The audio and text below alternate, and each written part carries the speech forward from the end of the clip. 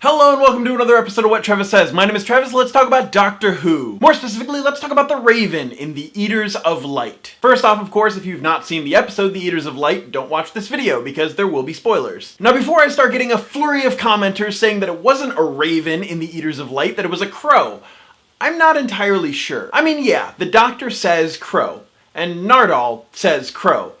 Multiple times. The Doctor says that crows talk, but humans stopped having intelligent conversations with them. And at the end of the episode, it's this cute thing about how the crows aren't sulking, but they're remembering. This is a picture of the bird from the episode, and this is a picture of the common crow. They look pretty similar, right? So why am I thinking that it's a raven? The entire time that I was watching the episode, I thought that there had to be something up with this bird. There just had to be. I said this in yesterday's video. At first, I thought that the raven had to be something more than just a raven, but I thought that about the monks too, and look where that got us. And when there wasn't anything more to the bird, I was a little bummed. And I could have sworn that the bird was in a split second of one of the season 10 trailers, but looking back, I guess it wasn't. Actually, someone literally just commented, "Raven does not equal crow," on yesterday's video.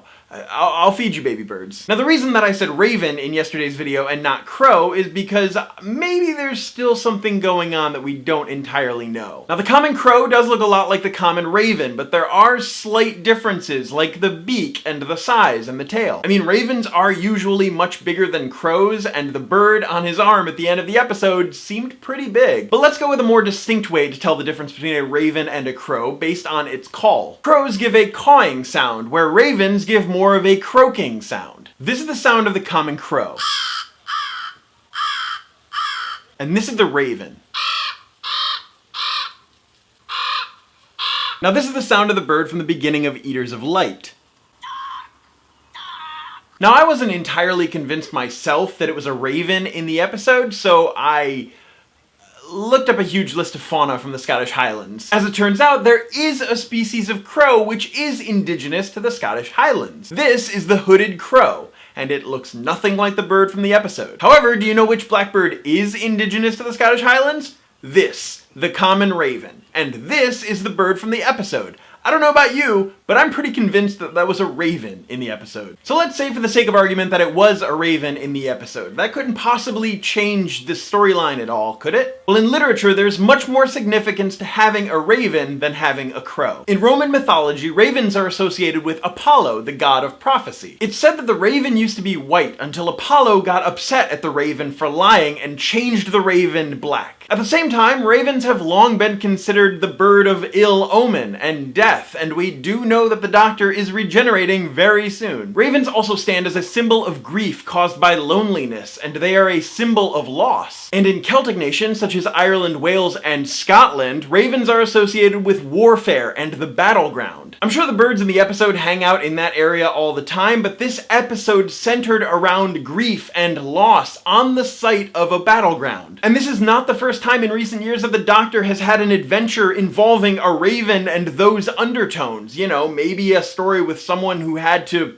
face a raven. But the greatest story connection for having a raven in the Eaters of Light has to do with an Aesop Fable titled A Raven and a Swan. A raven saw a swan and desired to secure for himself the same beautiful plumage. Supposing that the swan's splendid white color arose from him washing in the water in which he swam, the raven left the altars in his neighborhood where he picked up his living, and took up residence in the lakes and pools. But cleansing his feathers as often as he would, he could not change their color, while through want of food he perished. The moral of the story is a change of habits will not alter nature. And who in this season is seemingly trying to alter their nature?